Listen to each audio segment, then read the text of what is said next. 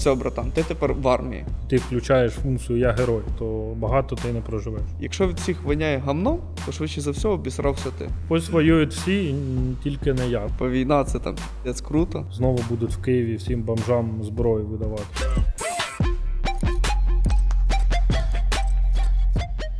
Друзі, сьогодні ми поспілкуємося з побратимом моїм, з позивним «Койот». Це військовослужбовець Збройних сил України, який вже служить не перший рік, і він по спеціалізації снайпер.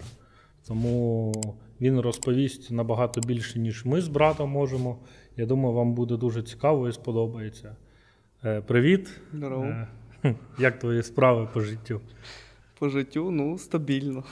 Стабільно добре зараз? Чи не дуже? Стабільно не добре, але ми вже з тим миримося. Як тобі війна взагалі?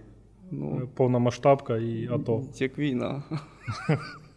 Погано, звісно. Я не знаю, ще не зустрічав людей, які могли би сказати, війна – це піздець круто. Що це є вау, що треба продовжувати, все так класно. Нічого приємного немає. Все як завжди. Як же романтика війни? Романтика війни десь була, напевно, до 22-го року. Коли було таке 50-50. Там якраз дав період тих перемир'я і всього остального, це була така собі романтика війни. Коли вже почали виїжджати так напряму, танки, стволка, гради і все остальне, романтика війни пропала одразу. А ти взагалі думав, що таке може відбутися в Україні, в Європі, така повномасштабна? Чесно, до останнього дня не вірив. Просто, дивився новини такі, щось там.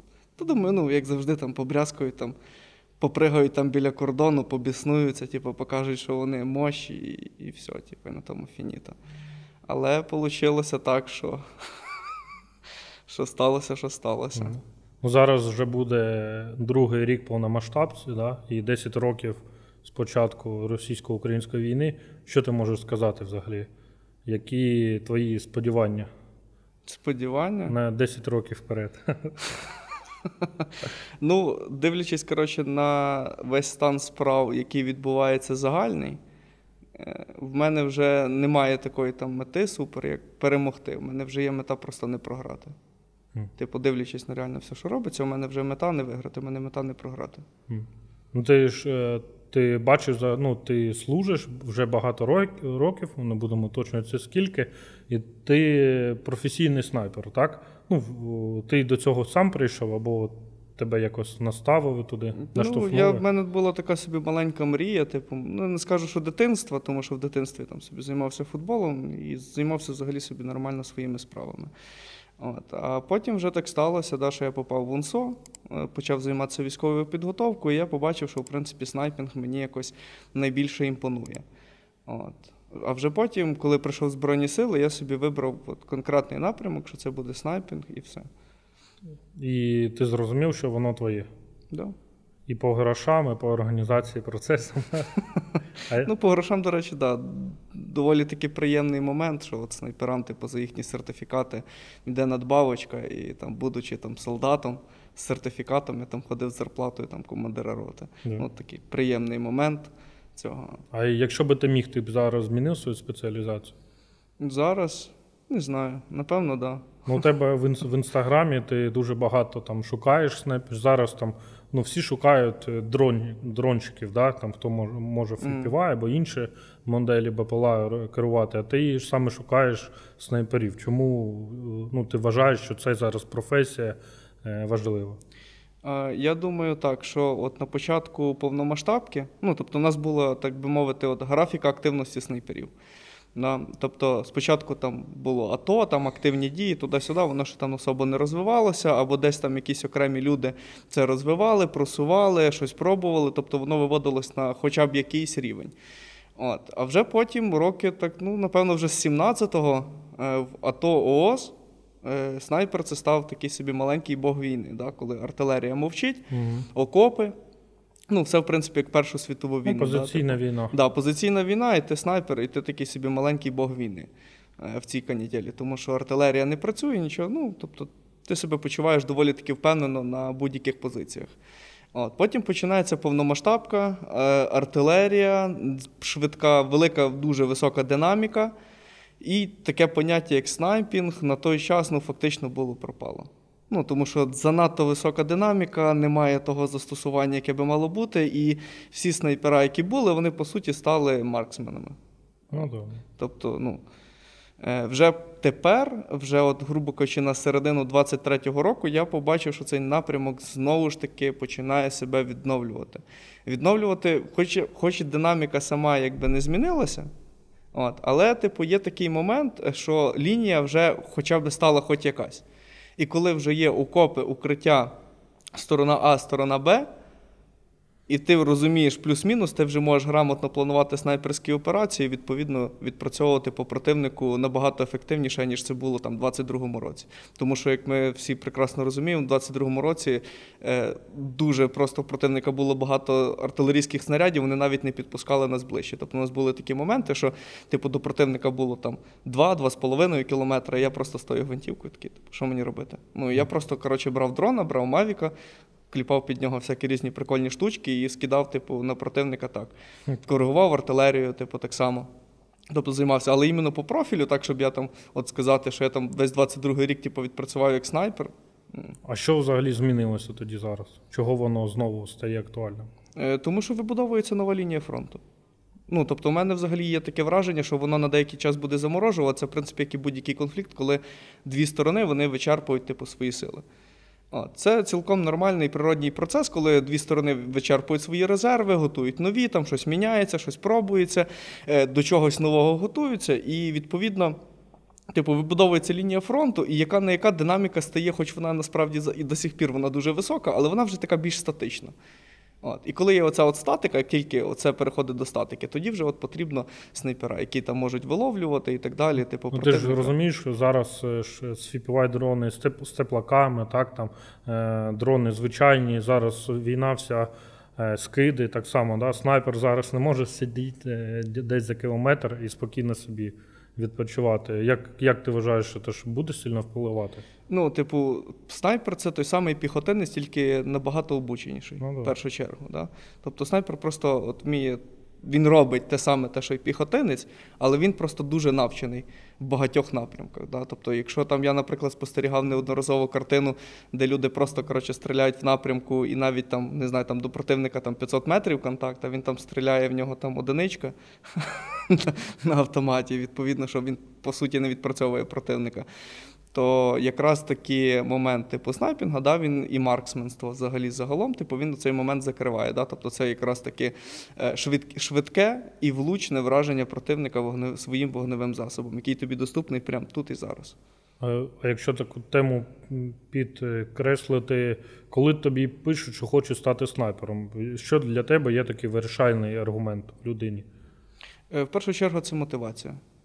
Тобто раніше було дуже багато критеріїв для того, щоб стати снайпером, дуже багато, і ми навіть не хотіли брати людей, які до того не служили в батальйоні, які не мають іменно служби, досвіду служби. Тобто ми якраз таки вибрали найкраще снайпера, з кого виходить, хто найшвидше вивчається на снайпера. Це розвідники. Тому що в них вже є база знань, яка потрібна, і все, що йому потрібно, це дати йому гвинтівку і навчити.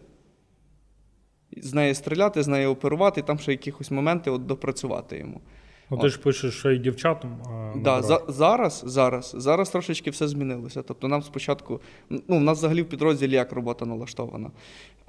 Спочатку в нас людина приходить, вона приходить, ми беремо цивільну людину, яка взагалі нічого не розбирається. Людина приходить цивільно, вона така, все, я буду снайпером. Тобто вона нам підійшла по критеріям, що він мотивований, не наркоман, не алкоголік, має якусь хорошу фізичну форму, і все, окей, давай будемо тебе... Зараз багато мобілізованих збив. Ми до тої теми, я думаю, що повернемося. І відповідно, ми беремо таку людину, ми беремо її в підрозділ, вона проходить КМБ. Вона там щось вчиться, щось не вчиться. тут вже такий момент, типу, там вже в залежності від навчального центру, де вона проходить, які в нього інструктора, тобто може бути таке, що там дуже грамотні інструктора, може бути таке, що неграмотні, і від цього всього буде виходити якби базовий рівень знань, ну, з яким людина вийде після навчального центру і прийде до нас в підрозділ. Далі, коли людина приходить до нас в підрозділ, ми йому даємо в руки не гвинтівку, ми йому даємо в руки автомат Калашнікова, ми йому даємо типу, тепловізійний приціл за можливості, даємо йому там якийсь каліматор-магніфер, і ми зробимо з нього марксмена. От такого от марксмена, який він має бути. Да. З вісла, звичайно? Да, саме звичайний. Ну, єдине, чим він модифіковується, це кришкою ствольної коробки або будь-якою іншою планкою для встановлення прицільних засобів. Типу, і от обуздаємо йому цю науку автомата Калашнікова для того, щоб людина закривала мінімум 500 метрів з неї, типу по гонгу, по ростовій фігурі. Якщо вона це робить, значить це вже відмінно. Ну, відповідно, там інші навички, такі як там топографія, медицина, ну, це навіть не обговорюється, це ну, просто от, це повинно бути, без того ти нікуди не підеш.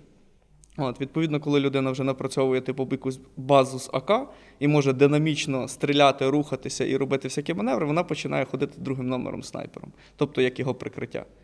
От, коли людина вже проходить оці от етапи, ми бачимо, що типу, от людина цілком ну, може, і що з нього вийде хороший снайпер, в нього є завдатки, ми тоді вже йому даємо гвинтівку, ми починаємо його вчити вже гвинтівкою оперувати. От, але він все одно продовжує ходити там на бойові задачі іменно от, другим номером, аж до відправки в школу снайперів.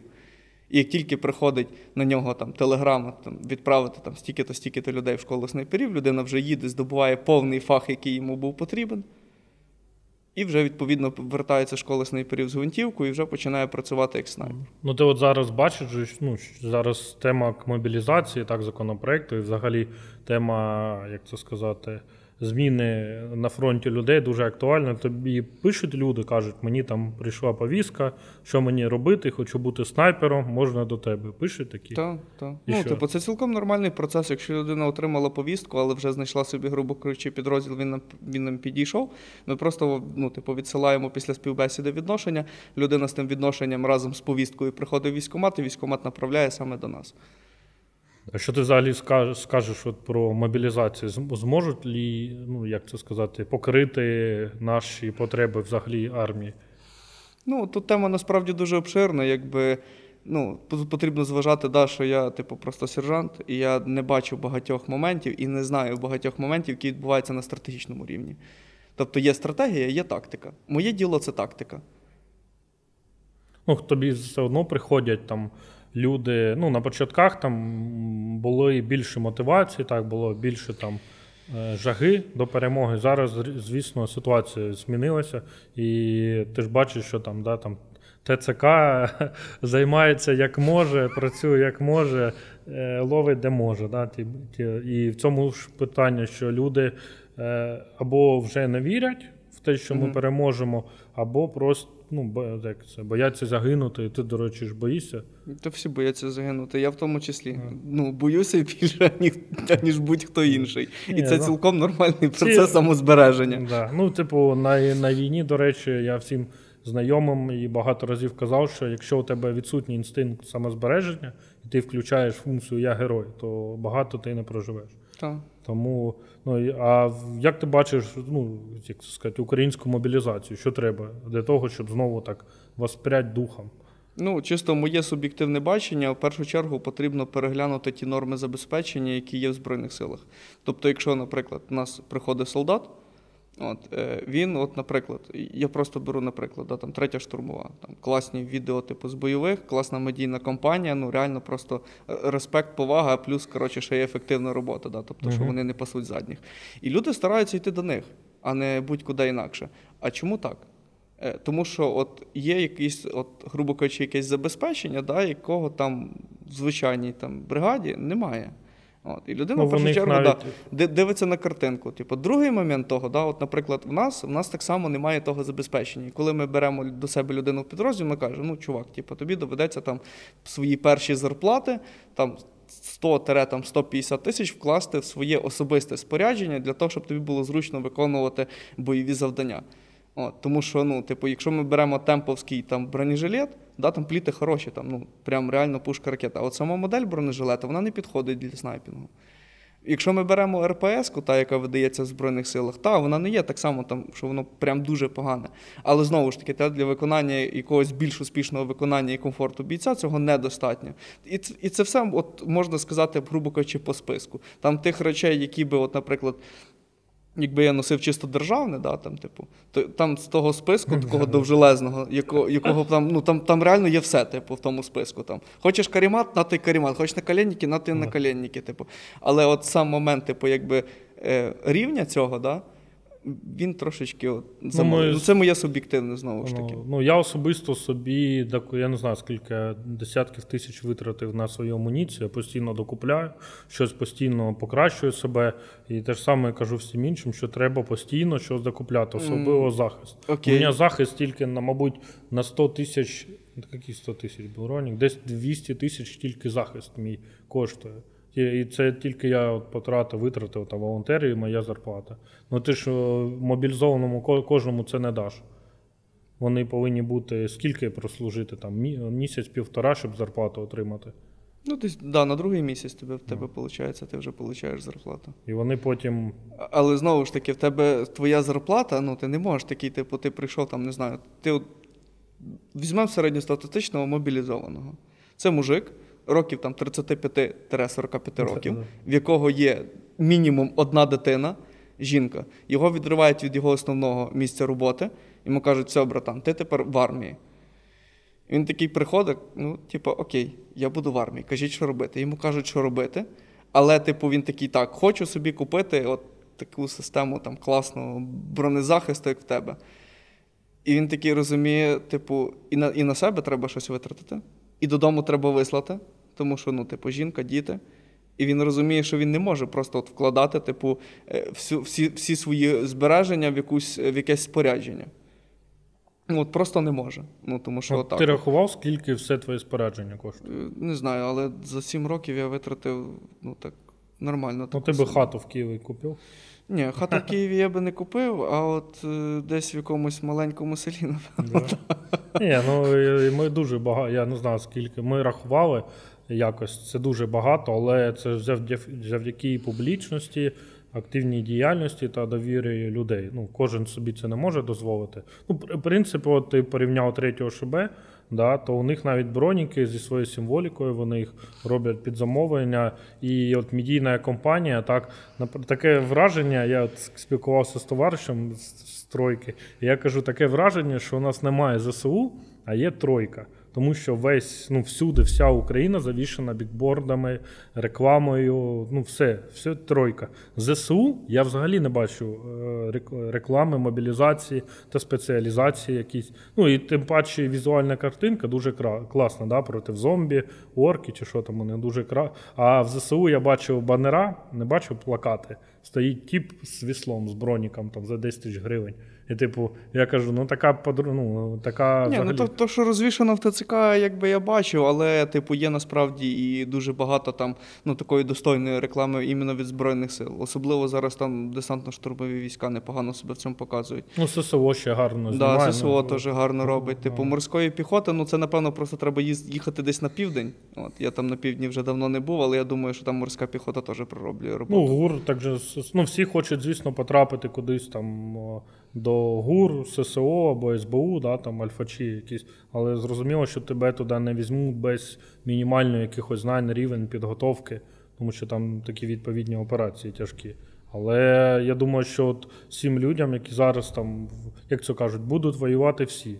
Ну, так? І треба всім розуміти, що буде такий момент, що ми знову можемо за Київ воювати, так, і під Києвом. І тому ситуація може така бути, що знову будуть в Києві всім бомжам зброю видавати. Ну, типу, цілком ймовірно. Ну, я не виключаю жодного варіанту, да, але знову ж таки, ну, я не володію стратегічною оперативною обстановкою. Ну, зрозумів. А підготовка, як ти вважаєш? Ну, те, що зараз є, воно відповідає, не відповідає? Я думаю, що чи за все ні. Ну, тобто воно якби присутнє, воно краще, аніж воно було, але його потрібно покращувати. Тобто тут, знаєш, є така фраза, на російській скажу, «нет предела совершенству». От, і тут потрібно відноситися до того постійно так. Тобто постійно вдосконалювати якісь процеси, робити аналіз помилок і визнавати в першу чергу ці помилки. Тому що будь-яка робота, яка відбувається, вона, якщо ти хочеш щось змінити, тобі спочатку потрібно визнати, чому це так сталося. Якщо в тебе немає усвідомлення помилки, ти не можеш робити, далі будь-які дії, тому що це все приведе просто до того, що ти будеш кидати стінку об горох і такий, от я класний. Да. Ти ж розумієш, зараз пишуть, що мене ось мобілізують, зараз там у кожного є історія, коли в нього є товариш, він через 2 дні десь під Бахмутом, під Авдіївкою після мобілізації. Я скільки служу, у мене таких історій немає. Є, якщо у тебе є вже УБД, вже рівень знань, і ти не хочеш проходити ВОЗ, то тебе можуть і так відправити. А всіх новачків вже відправляють на ВОЗи. Без того взагалі зараз не відбувається. Тобто людина, коли проходить, вона мінімум проходить БЗВП плюс ВОСовку, яка іменно буде відповідати його військовій спеціальності. В кращому випадку ще можуть навіть за кордон відправити там до наших дружніх країн для того, щоб навчити там взагалі пушка ракета і ще й запаковують наверх. Тому що ті люди, які їздили там в певні країни, вони провозили з собою такі непогані баули всякого різного закордонного спорядження. Я так просто стояв, можна я в тебе то заберу. Да. І там об'єктивно там вже і зброю дарять. Якщо наші товариші на снайперський курс їздили за кордон, там в них, звісно, набагато краще МТЗ, матеріально-технічна база, тому що це НАТО, $1 трильйон бюджету, а не ЗСУ з якимось там копійками, то в НАТО, звісно, набагато все більше, і там дуже багато дарять нам.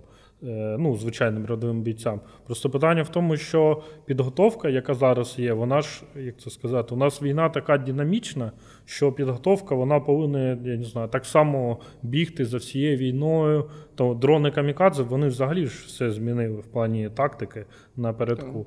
Тому що ти можеш бути тигром підготовленим, там супер, і сидить десь орк, алкаш з пультом, і мінус 3 чоловіки тупо одним дроном. Та чого алкаш? Я думаю, що там якраз таки за дронами сидять не алкаші, бо я сумніваюся, що алкаш-ідіот, візьме собі дрончика, там поставить його на низьку частоту, який просто, буде літати над твоїм ребом і казати, що ти, дядя. Ні, дрони зараз, те, що є, там теж сама підготовка. Я, наприклад, вважаю, що у нас, я не зовсім підтримую, точніше, той факт, що у нас на підготовці дуже багато уваги приділяють тільки стрільбі, вогневій підготовці. Замість того, щоб приділяти увагу саме, як купляти спорядження, як бути одягненим, як себе захистити. Тут, розумієш, я тебе переб'ю, тут є момент. В сенсі заняття, як купляти спорядження. Ми з тобою вже обговорили, що є люди, які собі просто не можуть дозволити купити спорядження. Або вони не хочуть собі купляти спорядження, тому що в нього там, амбітна ціль, він собі хоче купити машину. Він військовий, він ризикує, він хоче якусь собі винагороду. І він хоче це. Тут не повинно бути такої штуки, як купляти спорядження.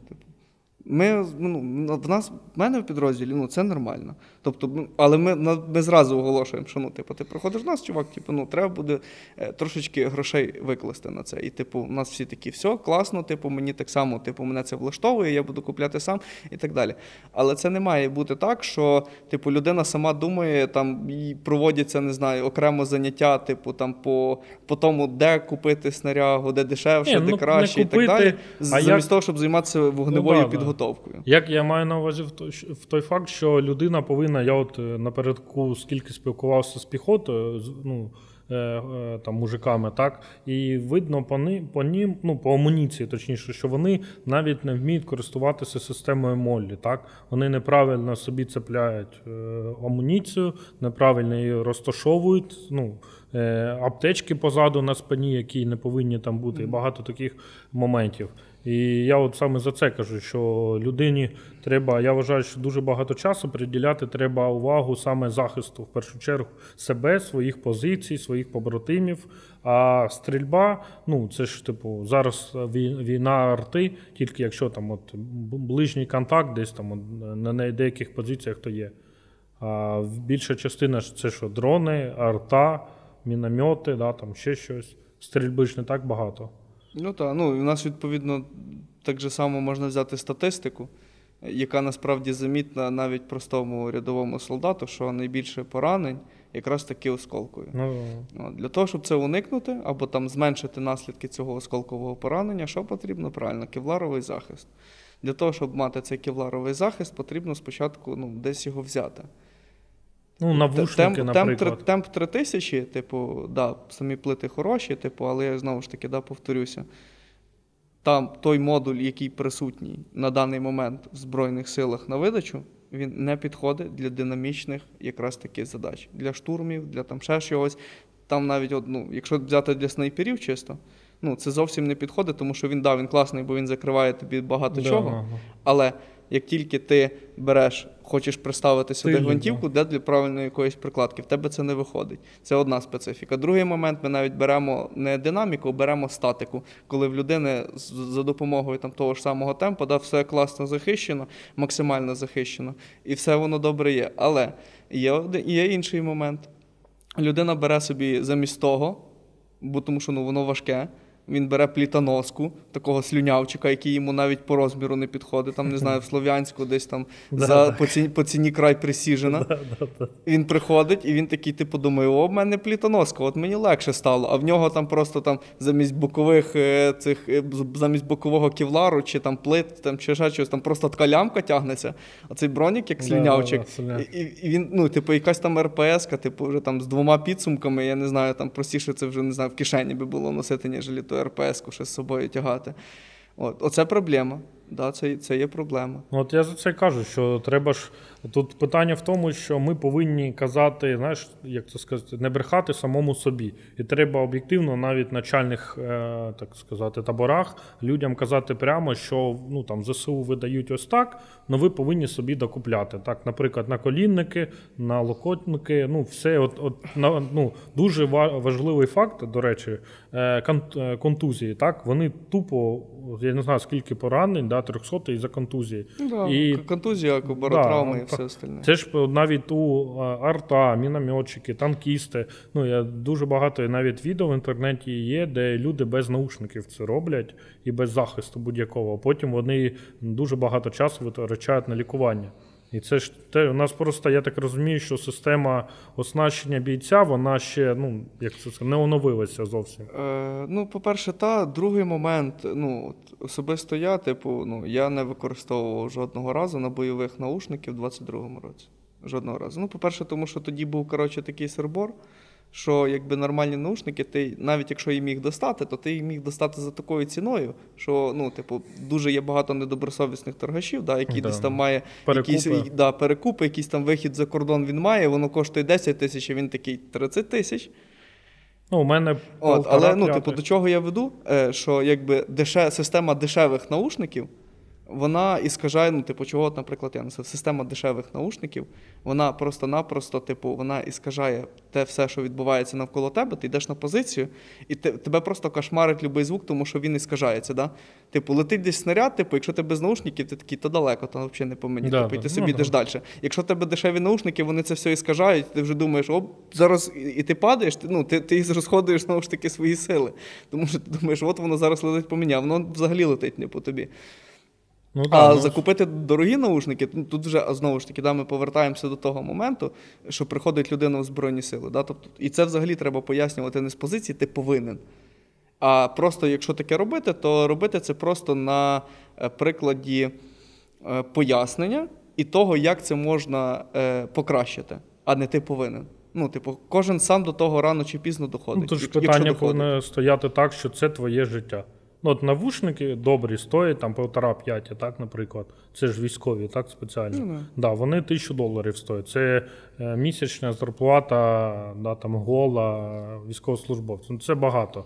Вони там того коштують. Я, наприклад, навушники одягаю тільки, якщо передають, що зараз буде обстріли або в окопі по нам починає крити, я одягаю їх, а коли, звісно, ти йдеш, або там в машині їду, то можу одягнути, коли розумію, що зараз буде крито. Добре, а як ти їх одягаєш?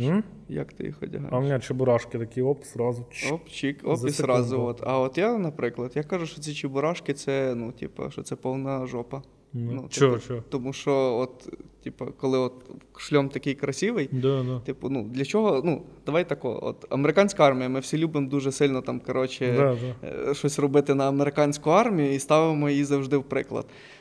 Де взялися оці от шоломи з... Ну, це спецура використовує. Спецура використовує. Супер. Що використовує американська піхота, які шоломи використовує американська захистом піхота? Захистом вух. Звісно.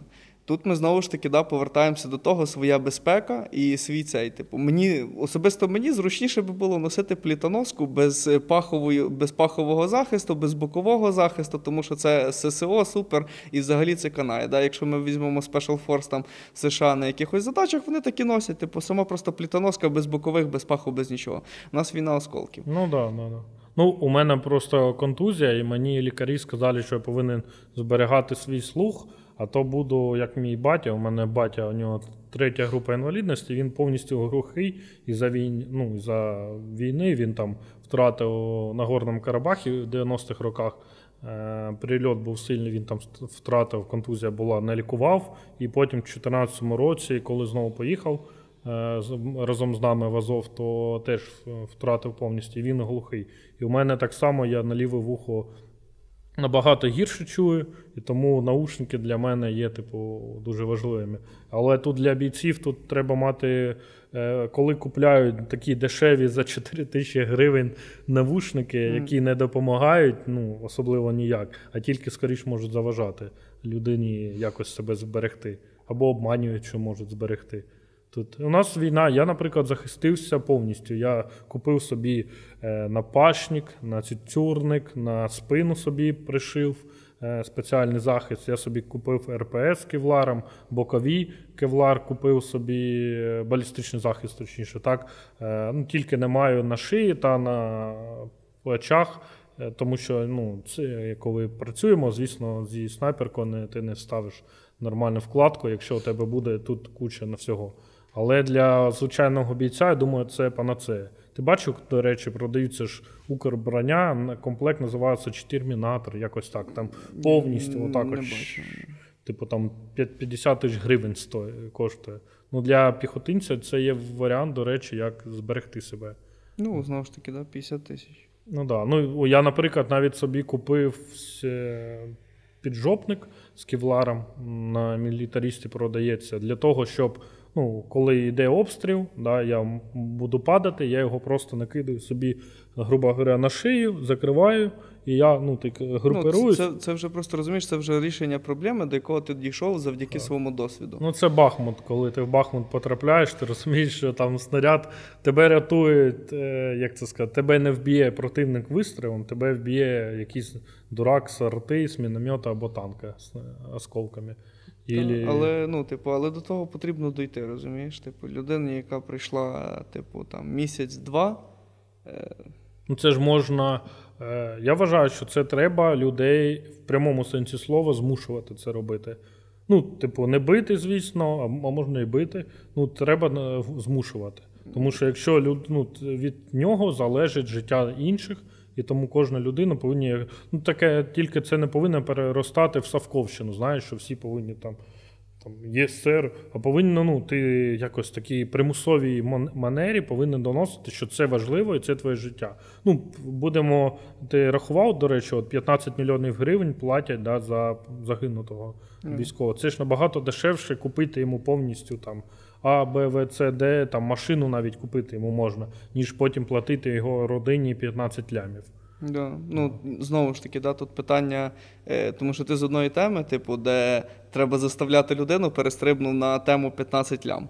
Типу, 15 лям це багато. Знову ж таки, да, тут не питання заставляти купляти за особистий, і знову ж таки, да, в нас тут вистрибують, типу, державні гроші. Тут треба вже дивитися, да, з такого плану. Якщо ми говоримо те, що державі дешевше купити йому спорядження на 15 лям, аніж, типу, виплачувати там 15 лям. Тут то вже зовсім інше питання. Да? Тут ми повертаємося до норм забезпечення Збройних сил, які повинні бути адаптовані під сучасні реалії, під осколкову війну, кевлари і все остальне. Це має робити держава, це не має робити солдат. Типу, це там ти купив собі, я купив собі, у мене підрозділ весь собі затарився. Є ще дуже багато пацанів, які там просто приходить зарплата, і він такий, так, воєнторг, типу, і поніслась. Типу, там потім, да, коли приходить зарплата в Збройних силах, там, типу, будь-який військторг, типу, він такий.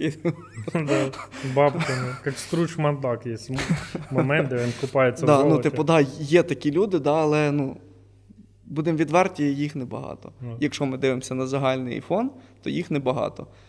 Просто в нашому оточенні це, ну, типу, це вважається нормою. В їхньому оточенні це вважається не нормою. Ну, навіть якщо брати амуніцію снайпера, так, ну, мається на увазі не тільки одяг, а ще й обладнання, ще, ну, там, різні засоби спеціальні. Це теж дуже багато коштів, там, далекоміри, метеостанції, там, навіть набор для чистки зброї у снайпера, він набагато більше відрізняється. Всілякі там моменти для вимірювання, так, там, швидкості кулі, щоб перестріляти. Це, ну, тільки це, мабуть, там 200 тисяч гривень буде коштувати. Якщо, я думаю, навіть більше. Ну, більше, так. Ну, мається, якщо от повністю комплекс брати снайперський, то це дуже багато. У США скільки там на снайпера витрачають на навчання? 200 тисяч доларів чи більше? Ну, я не знаю, я не володію статистикою, я просто знаю, що снайперу на одне навчання виділяється один ствол. Ресурс ствола – це 5 тисяч пострілів. Ну так, я це знаю. У нас в цьому ж теж проблема, що в армії там, да, немає спеціалізації такої, як снайпер. Ну, в плані там повноцінний, як це сказати, цикл, так, як у американців або європейців. Ну, давай тако, ми ще виходимо з того моменту, що якби в нас хоч і нема цього циклу, але ми приспособилися працювати так, аби воно це було ефективно. Повноцінного комплексу, ну, ми знову ж таки, да, тут США момент такий, вони зараз не воюють. І все, що в них відбувається, воно відбувається, типу, за нормативами того часу, не військового. Ну, мирного, так. Да, мирного часу. В нас там, ну, умовно, там 20-й рік, у нас так само були ті ж самі цикли. Тобто людина спочатку вона прибуває в Збройні Сили, ми там відбираємо там кращого піхотінця, кращого розвідника, типу, він хоче, все, я буду снайпером, все, отлично, чувак. Ти йдеш до нас, ми його відправляємо спочатку на курс марксмена, він отримує там гвинтівку Z10 або там UR-10. Потім після того він ще певний час він служить в Збройних Силах, він там умовно стріляє там тою гвинтівкою, потім він їде на загальновійськовий курс снайпера базового рівня. І він же там отримує або іншу гвинтівку, або просто їде з тою гвинтівкою і знову ж таки напрацьовує свої навики. Після того, як він проходить курс базового рівня, він же проходить курс, там, опять, знову ж таки, там є проміжок часу, мінімум півроку, він, знову ж таки, він працює, він там їде на ротацію, він служить, він займається тими справами, він їде далі на підвищений курс рівня снайпера. Зараз воно навіть так само присутнє. Навіть в теперішніх умовах воно так само присутнє. Просто воно присутнє не так масово, тому що ти не можеш відправити половину підрозділу на навчання, коли бригада знаходиться в зоні бойових дій. От просто, ну, це теоретично неможливо, тому що ті люди, які залишаться, вони просто залишаться от без заміни, будуть просто там, не знаю, сутка в сутку просто ходити, там максимум 4 години відпочивати. А з такою ефективністю, да, то відповідно, типу, там, нехай вони тиждень-два будуть працювати ефективно, далі в них просто починається бойовий стрес, вони стають неефективні, втрачають пильність, і ми отримуємо в висновку цифри, які нас, ну, зовсім не радують. Ну, ти розумів, ну, от у мене товариші їздили в Європу на навчання снайперів, так? У них там було, як ти кажеш, вони приїхали, їм видають нову зброю, дуже велику кількість БК, обладнання, ну, дуже багато все видають, повністю все нове, немає БУ, і у нас, і вони там тренуються, і там розповідають, кажуть, у нас в Україні дуже великий рівень військового снайпінгу, саме для війни, так, тому що у нас війна нас чому навчила, так? В Європі ж такого немає, що там, ну, вони їздять в гарячі точки, так, але вони воюють з аборигенами там в юбках, ну, як США, так, авіаносець подогнали, розбомбили всі за 2 хвилини. Ну, типу, для того снайперів не треба. Снайпер, це більш така F-35 вирішує всі питання і стелс за $1 мільярд. А от, ну, мені товариш розповідав, що він, наприклад, розповідає, європейцю, натовцю, там, снайперу, який 10 років там інструктор, плюс 5 років служив до цього, як в Україні все відбувається, то вони типу в шоці, що ми з такими моментами, ну, МТЗ, даємо такий високий рівень. І вони там не вірили, що наші там спокійно за кілометр працюють, а от цей постріл на 3,8, так, який з Альфи, так, дав мужик, це взагалі, типу, Unreal. Це ж тільки такі, як це сказати, дистанції на тих змаганнях тільки проводять. Стрільба по таким дистанціям, там, в грудну мішень, скільки там, 1,5 метри на 2 йде. Та чорт його знає. Да. Ну, я, чесно, навіть не бачив, що в нас були такі змагання, де би ти навіть, стріляв там на 3 кілометри. Ну, це там чи так, і всілякі достають 14-15 калібр. Але у нас, коли я побачив на 3,8, всі почали одразу сперечатися, це правда чи ні, дивитись це відео по 10 разів, то розуміти. Я коли, до речі, ти побачив, що ти сказав? Повірив одразу? Так, ну, типу, це цілком можливо. Ну, типу, дуже багато різних факторів могли на це повпливати. І якщо це підтверджено, типу, Службою безпеки, їхнім начальством, значить це і так. Ну, я теж думаю, потім цей мужик там інтерв'ю давав, він там розповів, ну це так пощастило йому, ну, типу, взагалі так співпало, ну, і там високий рівень, я так розумію, самого професіоналізму людини і його майстерність. Я, до речі, думаю, що таких людей потім треба, як це сказати, просувати на мобілізацію, типу, вішати його обличчя на всю країну і казати, хочеш вбивати, стріляти на там 3,5 кілометри, ось сюди, давай. Ну, це вже вибір кожного. Типу, там, робити на комусь медійну компанію, ну, таке, типу. Якщо людина хоче, то вона це зробить. І я не думаю, що це проблема буде, якщо він там прийде, захоче, давайте, типу, там, я буду на всіх бігбордах, і ми будемо там, не знаю, набирати снайперів, що йому там скажуть, та ні, типу. Ну ти ж не публічний і в Інстаграмі, так і в соцмережах, але все одно, я думаю, тобі дуже багато людей пишуть. Ти нещодавно опублікував пост про снайперів, так, що ти шукаєш собі снайперів, і там всі такі, ну, дуже великі військові медійні люди, так, там багато читачів, вони тебе розповсюдили. Я думаю, дуже багато тобі людей почали писати. Ні? Ну, що, я думав, дуже багато напишуть. Ні, бачиш, ну, до кінця не доробили законопроект про мобілізацію і написали тільки ті, в кого вже повістки на руках. Либо там ще декілька людей типу, написало таких, ну, іменно мотивованих, то ми зараз з ними якби проводимо. Ну, ти все одно себе приховуєш, але тобі люди довіряють, ну, тому що у тебе заходиш на твою сторінку і бачиш, ну, що ти щось розумієш, у тебе багато там різних моментів, ти закуповуєш постійно, що збираєш, покращуєш, розповідаєш, і у тебе такий, як сказати, живий рекрутинговий центр снайперів, що ти дуже багато в цьому приділяєш увагу. Ну, насправді я тобі скажу так, що моя така собі невелика медійність – це по більшій мірі те, що мені вдалося, і чим я, типу, просто успішно користуюся для того, аби підрозділ мати можливість покращити стан справ в підрозділі. Тобто не більше, не менше. Тобто, типу, ну, повір, є набагато більше фахових людей, які мають набагато більше, типу, досягнень в моєму напрямку, які не є медійні, які взагалі не мають навіть там якихось соцмереж. Ну, от. Ну, ми з братом маємо, я всім кажу, що ми, наприклад, ну, лохи, так, в порівнянні там, от у нас і там товариші, навіть позивні, я не знаю, можна, не можна казати, краще не буде, ну, вони реально професіонали дуже великі. Для них там знищити противника за кілометр, це не стоїть питання, вони це з легкістю роблять. У них там великий рівень саме військового снайперства, і вони не публічні. Я навпаки їх чуть за це ругаю, за те, що кажу, якщо б ви, ну, відео, які ви знімаєте з ураженням цілі, публікували і показували, ну, не своє обличчя хоча б, да, а те, що ви такі існуєте, то я думаю, що люди б в Україні по-іншому би дивилися на плані ЗСУ і мобілізацію. Ну, тому що це як реальна мотивація. Ну, якби це розумієш, це вибір кожного. Там, ну, бути так, медійним, бути не треба. Типу, змушувати когось, ну, це просто не має сенсу. Типу, так чи інакше, да, там, він відпрацьовує, він свої відео, там, не знаю, дає своєму начальству. І далі там начальство саме вирішує, чи я це публікую там на сторінці, там, не знаю, там ССО, ГУР, там, ну, неважливо, якої організації, да, чи я це не публікую. Просто тут більше питання в тому, що довіра викликає більше персонарії. Ну, що якщо людина бачить що цю персону, вона більше йому довіряє, ніж якійсь там структурі. Так, у ЗСУ рівень великий, але ця довіра саме не до структури ЗСУ, да, а до бійців, які цю структуру представляють саме для тих, хто воює. А воно все взаємопов'язано. Воно просто все взаємопов'язано і все.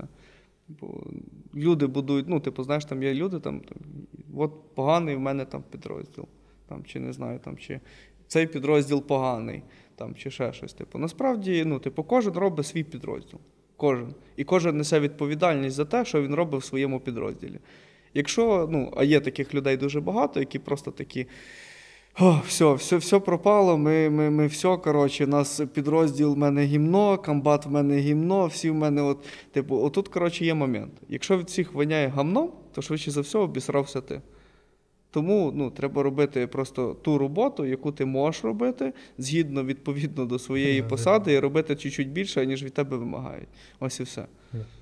Це ж, демотивація, як це, знаєш, як зараз люблять казати, пусть синов'я депутатів воюють, пусть чиновники, або самі депутати, це петиція була депутатів відправити на війну, ще щось. Я дивлюсь на це,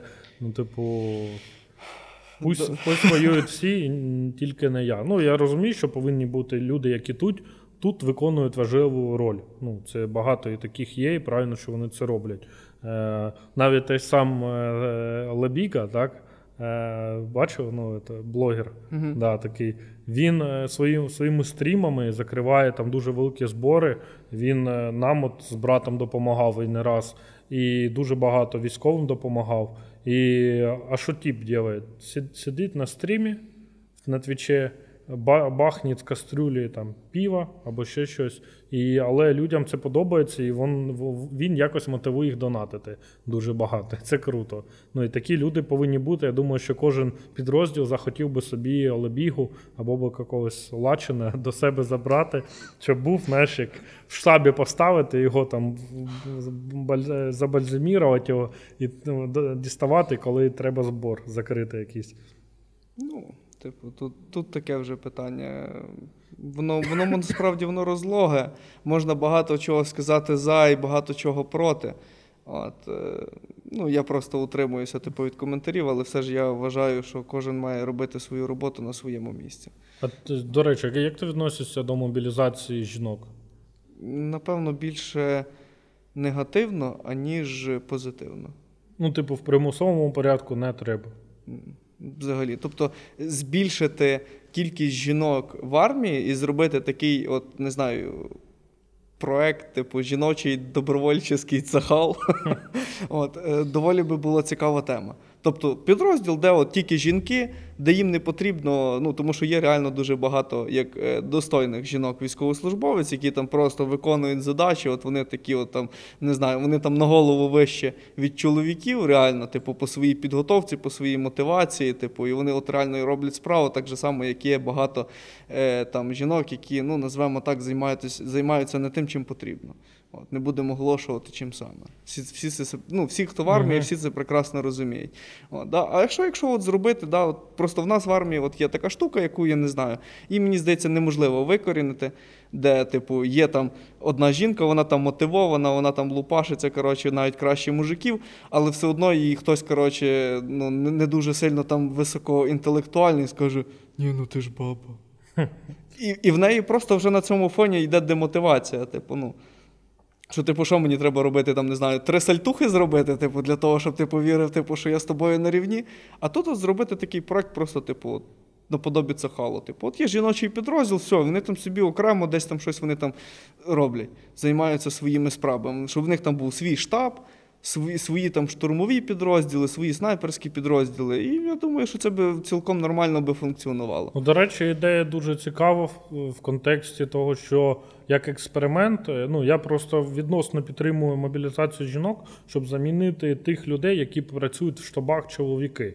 Що, жінка, юристи, наприклад, вони набагато краще будуть займатися документами або більш такими речами, які потребують пунктуальності, уваги і адекватності, так би мовити. А жіночий підрозділ створити, я думаю, що багато людей військових би зрадіють, коли саме цей військовий підрозділ приїде до них на напрямок. Всі будуть радіти і всі будуть тобі потім дякувати. Так, розумієш, тут ще є такий момент чисто психологічний. Якщо такий підрозділ створиться, і він десь проштурмує щось, що не змогли зробити чоловіки, повір, вони самі підуть і будуть доказувати, що, що вони от краще, що ми можемо краще, більше, тому що я мужик, я захватчик і так далі. Тобто це вже чисто момент психології, перший. Да? Другий момент, я вважаю, що призивати людину будь-яку і зразу в штаб не можна. Поясню це одним простим реченням. Коли людина не, так би мовити, не відчула на собі, весь оцей назвемо його, будемо говорити прямо, весь цей піздець, який відбувається, вона не буде ефективно і мотивовано працювати в штабі. Це буде просто звичайна рутина. А коли це вже, боєць, який, я просто на своєму прикладі скажу, да? Ще тоді, коли я не займав командирської посади, у мене там були якісь питання, які мені спричиняли дискомфорт, коли я виконую завдання. Там якісь моменти мені були особистісно неприємні, інші моменти якісь мені там були, що, а як так, що от я роблю, а там щось взагалі нічого не відбувається. Це чисто моє, я не буду там дуже довго замусолювати на цій темі, але коли я прийшов на командирську посаду, я цілком розумів, мені не вистачало оцього і цього. І я конкретно розумію, що мій солдат не повинен думати, де йому дістати оце і це. Тому що я просто знаю, що от мені цього не вистачало. Так само, відповідно, це стосується фактично всього. Мені там не вистачало, нормального транспорту, я там, катався на «Жигулях». Бо я шукаю, щось нормальне, на що можна посадити солдата для того, щоб він себе впевнено відчував. Тому що мені цього не вистачало. До речі, тема того, що на штаб ставити тих, хто побув вже напередку, це чудова ідея, тому що не буде цієї відірваності від реалій. Так, тобто, коли людина просто, знаєш, це як кіт, якого ти, домашній кіт, ти його садиш зразу в штаб, і він собі там ходить, працює, в нього там, робочий графік з 8 години ранку по 17:00, і він собі отак просто, планктонить. Він, в нього є якась там, папір, він не знає, що там відбувається. Таке, щось там відбувається, що відбувається, не знаю, я там роблю свою роботу. І в нього просто немає мотивації до того, щоб щось то робити. І коли таку людину, ти йому отак, знаєш, як виводиш того кота, на вулицю і кажеш, дивися, що тут робиться, то той кіт просто так сідає на сраку і такий, ого. А коли людина вже пройшла безпосередньо бойові дії, вже розуміє, як то робиться, він там, не знаю, ти садиш чувака в штаб, який там, не знаю, буде займатися після бойових дій, який там буде займатися, не знаю, виплатами за поранення. І цей чувак, він буде набагато мотивованіше робити цю роботу, тому що він буде знати, наприклад, умовно, він там попадав в ситуацію, коли він отримав поранення, йому там по документообігу півроку він чекав тих грошей. Йому буде це неприємно, і він буде старатися робити це так, аби інші просто не проходили його шлях. Тому що, насправді, оце і є, весь сенс покращення. Тобто, ти проходиш якусь штуку, і ти замість того, щоб після того, як ти стаєш на посаду вище, не казав, я пройшов таке гамно, і ти його теж будеш проходити. Ні, ти повинен максимально збавити все то, аби дати людям все то, чого не мав ти, по своїй можливості. І зробити то, чого не мав, що не міг зробити, наприклад, твій командир до того часу, як ти став на його посаду. Найуспішніші підрозділи – це саме ті, де люди, які зараз у них працюють на керівних посадах, командири, це ті люди, які пройшли шлях піхотинця, взводного, ротного і так далі, тому подібне. Наприклад, те саме Тройка, 357 Азов, Нацгвардія, К2, так, якісь ще підрозділи там такі є відомі, то саме у них я знаю, що рівень штабу – це ті люди, які пройшли все з самого низу, тому у них там така є порозуміння і немає відео від них, що нам не дали, знаєш, зброю, ми з калашами проти танків. Це відео. Зараз, до речі, немає вже таких відео, тому що плюс-мінус це питання позакривало. А взагалі дуже смішно, коли це відео знімають. Це насправді не тільки в тих підрозділах, яких ти назвав. В інших бригадах це так само присутнє. От є, наприклад, такий чувак... Вони менш публічні просто. Так, вони просто менш публічні. От є, наприклад, один такий хлопець, мужик, я не знаю, йому 24 роки, він комбат. Типу, ми з ним служили в одному батальйоні ще в 80-ці, він зараз комбат. І він пройшов реально оцей от шлях, коли він прийшов після академії, він став взводником, потім ротним, і він пройшов оці моменти до комбата. І він, як ніхто інший, тому що він, грубо кажучи, він всю кампанію 22-го там, і частину 23-го він відбігав як взводний ротний. І він, типу, розуміє всю подноготну, і я жодного разу від тих людей, які служать там десь з ним, я не чув, типу, що от він такий от поганий, туди-сюди. Ні, тому що людина конкретно, типу, має свій досвід, він знає, як краще, як можна. І він робить це для людей. Ну, ти вважаєш, що комбріги, комбати повинні ходити на позиції особисто і дивитись, перевіряти? Ні. Хоч мінімально. Це не потрібно. Не потрібно? Зовсім. Ну, типу, для чого робити перевірку, там, не знаю, командиру бригади, який пройшов весь досвід свій там. Ну, якщо є досвід, тоді не треба. А от взагалі зараз це відео в інтернеті дуже багато таких є, коли там скаржать, що от у мене командир не прийшов на позицію, не перевірив, як я тут відпочиваю або навпаки воюю. І це така дуже велика проблема, багато людей. Ну, я вважаю, що, командир, він, розумієш, командир бригади не повинен іти на, не знаю, на саму передню лінію. Йому вистачає прийти до командира батальйону на КСП БАТу, і сказати: дядя, чуєш, що тут тебе щось, не виходить. Я от навіть бачу з трансляції, що тут щось не виходить. Але, не робити це з такого манеру, що от, не виходить, ти поганий і взагалі, ти дуже погана людина.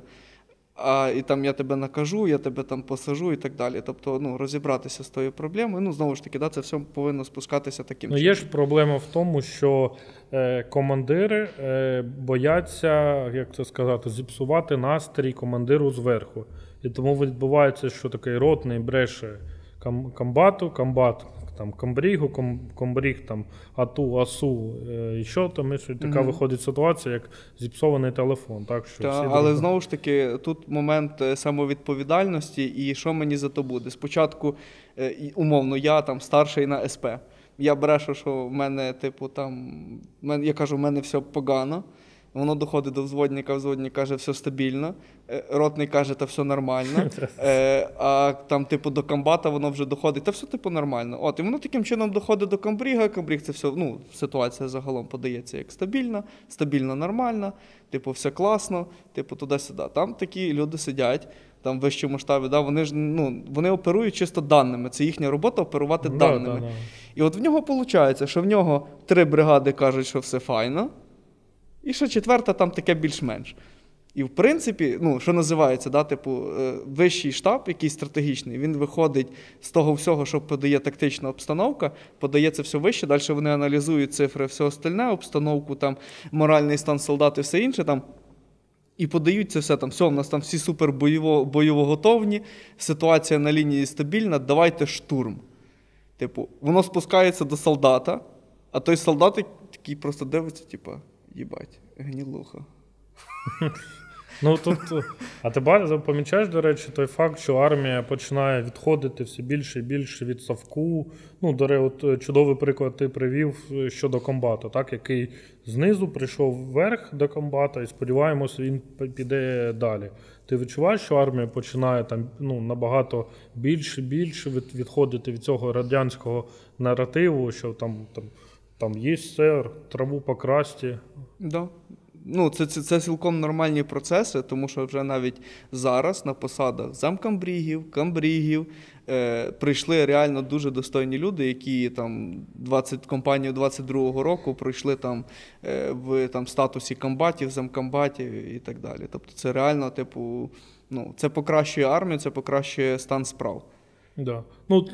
До речі, цікавий факт і момент. Денис Прокопенко, Редіс, так, який керував захистом Азовсталі, Маріуполя, всього, то я уявляю, він там герой України, так, в нього там рівень авторитету, поваги. Я навіть вважаю, що деякі командири його зверху, які над ним знаходяться, вони вже не дозволять собі там якось неповажно, умовно кажучи, до нього ставитись або відноситись. І ті бійці, які знаходяться в його підпорядкуванні, навпаки, будуть, як це сказати, мотивуватися бути таким, як він. Що це така обоюдна ситуація дуже велика.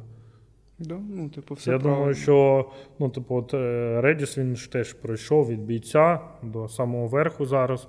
Я думаю, що в зв'язку там з останніми подіями, які всі обговорюють, що такі люди, як він, в нього є дуже великі шанси потрапити на місце саме верх, де зараз це кажуть. Або таких як комбатів і комбригів, точніше, як ти що розповідав. Тому що по-іншому, я думаю, що армія наша не зміниться. Тут є момент, розумієш. Для того, щоб потрапити туди вище, потрібно спочатку звільнити ті посади, які там є вище. Тобто ми проговорили те, що на тактичному рівні це все стало краще. Що в нас рівень комбатів, комбрігів реально зріс. В більшості випадків своїх він зріс. Але, є ще момент того, що, наприклад, для того, щоб того комбріга посадити десь вище, йому потрібна якась посада. А посади вище, прям які вище, і які, по факту, можна сказати, оперують і віддають накази першочергові, там сидять чуваки, які, добрий день, радянська армія, я служив, потім звільнився туди-сюди, а тут пенсія, 22-й, я ще й мало того, що собі перерахунок получу, то я ще, ніфіга собі, буду сидіти. І цей чувак реально там сидить, він оперує тими фактами і видає ті накази. І який би той комбриг, комбат, не був там адекватний, нормальний, розуміючий, там з досвідом. Є в армії така штука, як дисципліна. І якщо, щось вирішили, в вищому штабі, то, значить, вони оперуються якимось вищими фактами, аніж якими володіє комбриг, комбат чи якийсь солдат. Ну так, це я розумію. Тому тут питання в тому, що я це спілкувався там, народними депутатами за цей момент, що як можна пришвидшити кар'єрне зростання бійця. Щоб боєць не стерся десь в посадці, за війну, а він мав реальні шанси дорости до якогось великого рівня в ЗСУ набагато швидше, ніж зараз це може відбутися.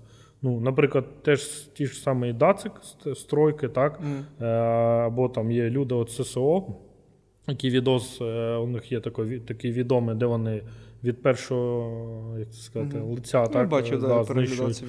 Це ж люди, які вже мають дуже великий досвід, і їх, я так вважаю, можна ставити вже набагато вище. Тут питання в тому, що керувати, одна справа бігати і керувати там маленьким участком відповідальності, а потім у тебе там 500, 1000, а бригада це 4000 людей. На кожній посаді, яку ти проходиш, ти повинен затриматися на деякий час. Тому що якщо ти, наприклад, з командира взвода, ти можеш бути суперкласним командиром взвода, ти розумієш там всі процеси, які в тебе відбуваються. І тут, не знаю, я такого ще не чув, але може чисто теоретично ти з командира взвода, ти стаєш комбат. І коли ти управляв своїм взводом на 30 чоловік, ти такий, ого, а тут тобі дали 500-600. І що далі? І ти вже не знаєш, що тобі робити. Ти не розумієш тих процесів, які потрібно для того, щоб робити військо вправо, військо вліво. І ти просто губишся в тому.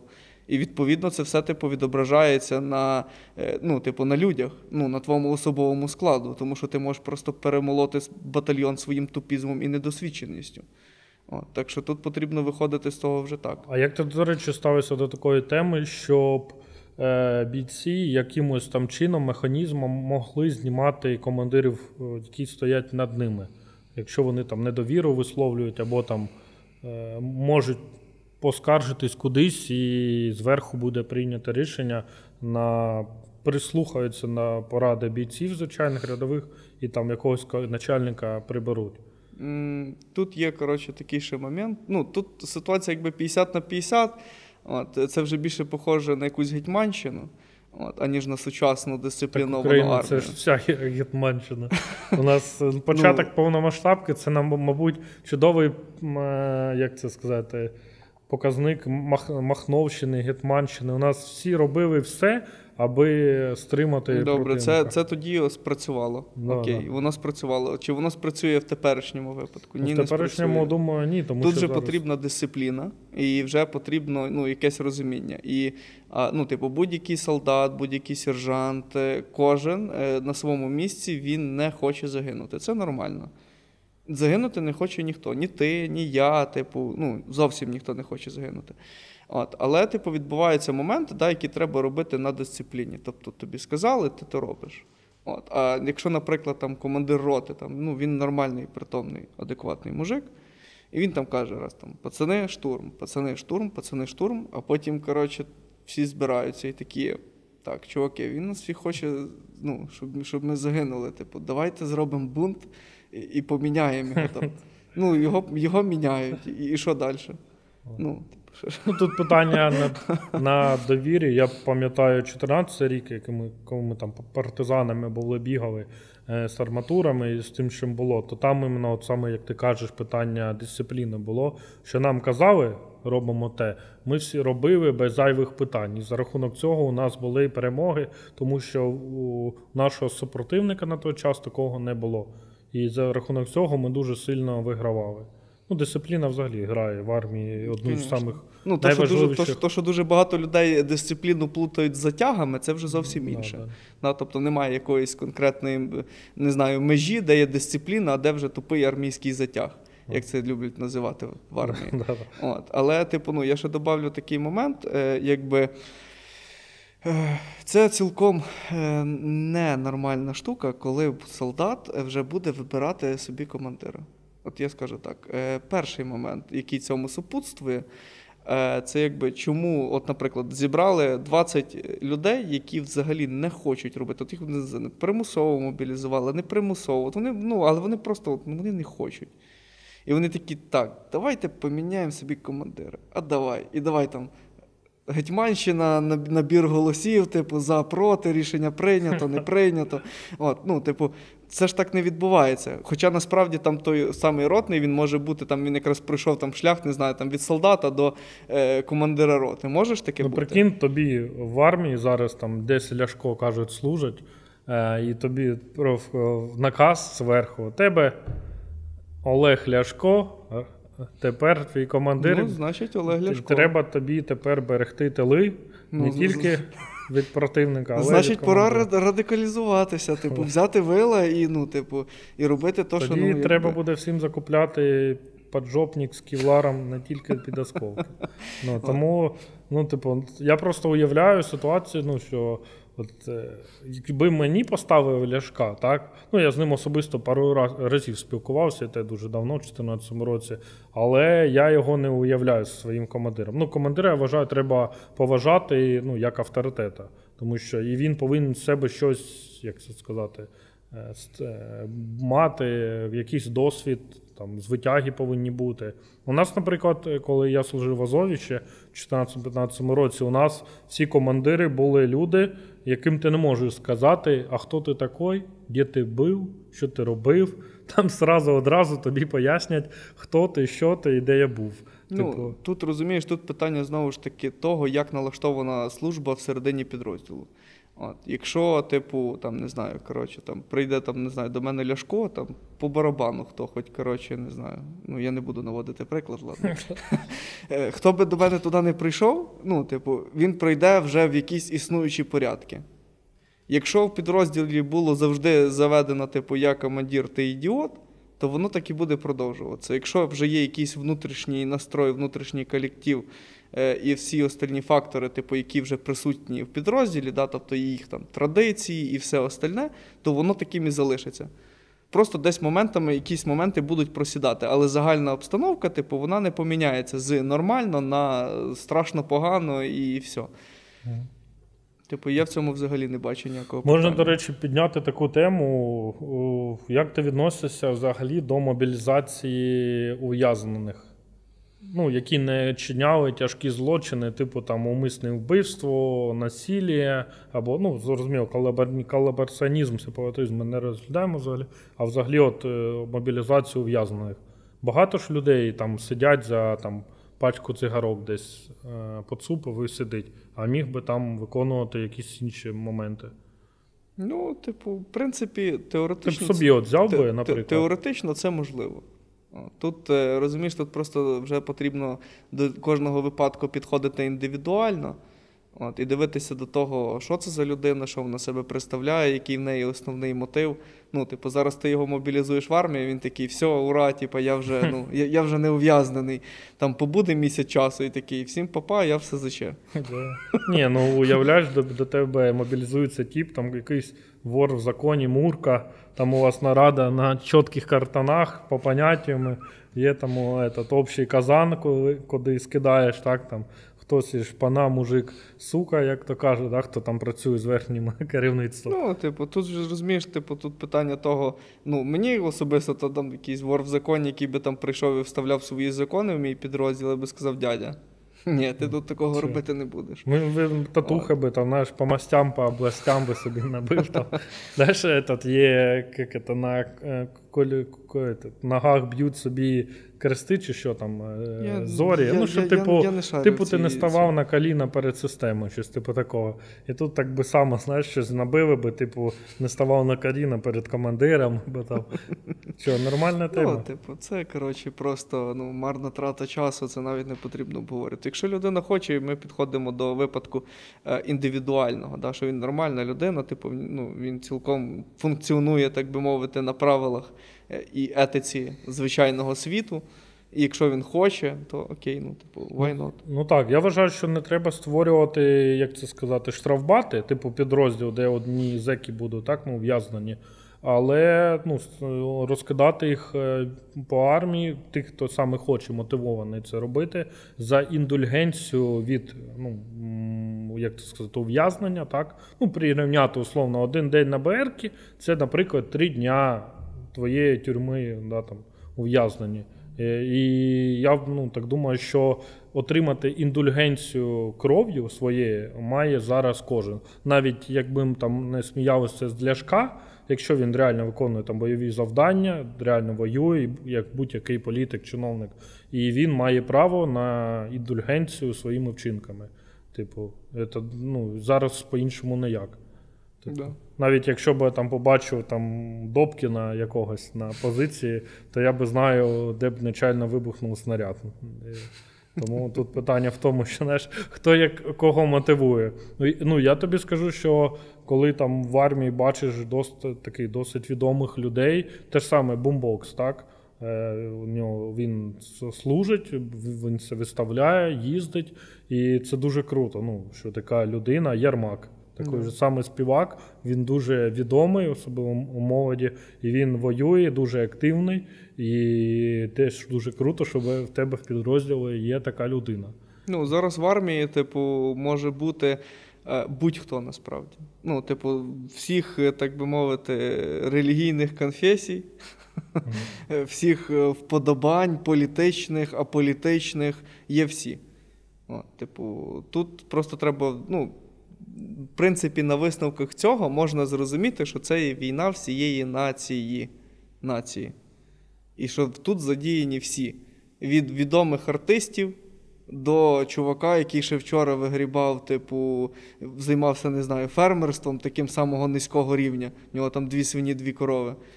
І він прийшов. І він так само стоїть разом з тим чуваком, який там ще вчора виступав на мільйонну аудиторію. Це є війна націй. Це дуже... наприклад, мене особисто, я там і так плюс-мінус мотивований, тому що немає іншого вибору. А у багатьох звичайних людей, я думаю, це добрий рівень для мотивації взагалі. Піти кудись там, я не знаю, там на снайперів, дрончики або РТА, що може там на піоні стріляти, або там щось запускати цікаве в Росії. Ті люди, наприклад, які роблять цікаві речі в Росії, це взагалі їх ніхто не знає, хто ці люди, це можуть бути самі росіяни, але ці люди є героями. Планувати такі операції, дрони надводні, так, які зараз number one. Що бачив картинку «Морський бій». Україна не має жодного корабля, у Росії багато, і вони потроху помирають. Не бачив цю картинку?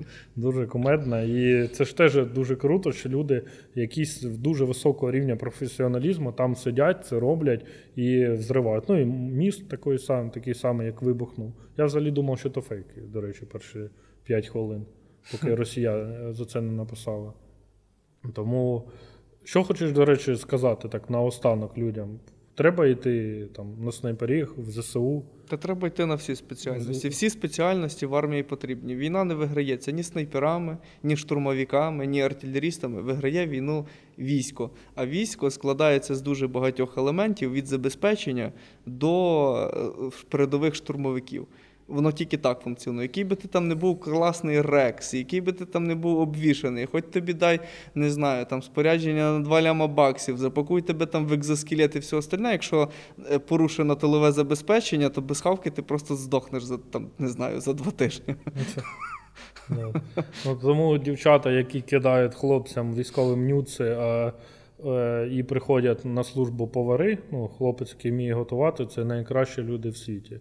Я вважаю, і таких треба поважати. Так що, тобі не кидають нюци, чи що?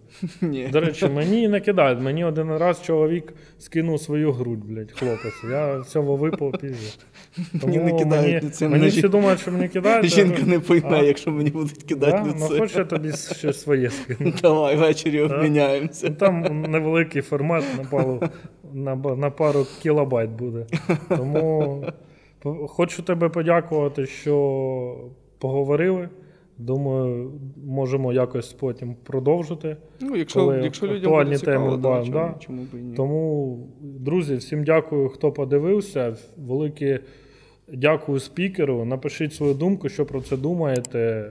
Кого хочете покликати замість нього, якщо він вам не сподобався, як і мені. Тому буду дуже вам вдячний. До побачення.